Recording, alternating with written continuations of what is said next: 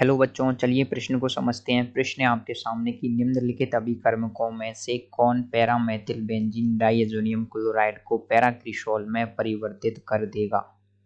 पहला विकल्प है कॉपर चूर्ण, दूसरा विकल्प है हाइड्रो H2O, तीसरा विकल्प है H3PO2, चौथा विकल्प है C6H5OH।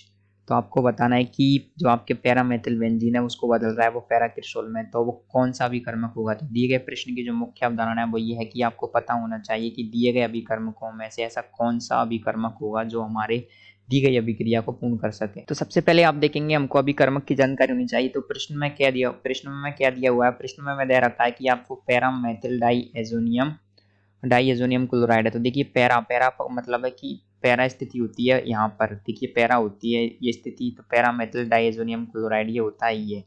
तो इसमें से कौन सा भी कर्मक लगाया जाए ताकि आपको मिल जाए, क्या मिल जाए, आपको मिल जाए पैरा क्रिसोल। पैरा क्रिसोल क्या होता है, देखिए पैरा क्रिसोल ये होता है कि एक तरफ जुड़ा होता है फिनॉल, फिनॉल के सामने वाली स्थिति जिसको आप बोलते हैं पैरा, उस पर जुड़ा हुआ वो मेथिल। तो हमने यहाँ पर देखेंगे यहाँ पर हो क्या रहा है, यहाँ से आपने क्या कर रहे हैं N2+Cl- को हटा रहे हैं और यहाँ पर आप OH जोड़ रहे हैं। तो ऐसा किससे होता है, देखिए आप सभी लोग जानते हैं कि जो बेंजीन डाइएजोनियम क्लोराइड होता है, बेंजीन डाइएजोनियम क्लोराइड में जब आप पानी मिलाते हैं, देखिए बेंजीन डाइएजोनियम क्लोराइड होता है N2+Cl-, तो इससे आपको मिलता है फिनॉल। अब फिनॉल मिलता है, फिनॉल किस प्रकार से मिलता है, देखिए यहाँ पर क्या होता है, जो आपके N2+ और Cl- जब आप पानी मिलाते हैं तो क्या होता है H+ और OH- कुछ इस प्रकार से ही टूट जाता है।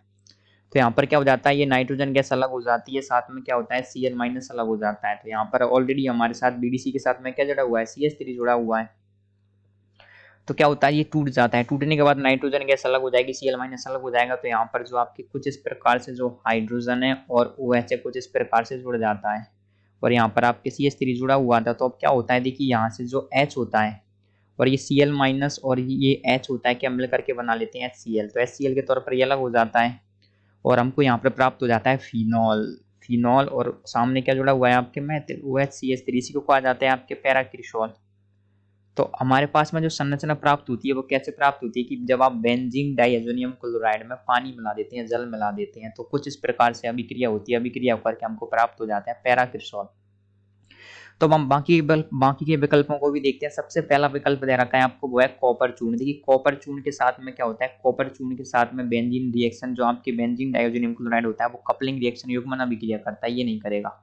दूसरा विकल्प है H2O, तो H2O के साथ में तो पैरा क्रिसोल बना देता है, तो ये सही विकल्प हो जाएगा। तीसरा विकल्प है H3PO2। देखिए H3PO2 बेंजीन डाइएजोनियम क्लोराइड से रिएक्शन करके क्या करता है, ये वापस से बेंजीन बना देगा, लेकिन ये आपके क्या करेगा, पैरा क्रिसोल हमारा जो उत्पाद है वो नहीं बनाएगा। चौथा विकल्प है C6H5OH।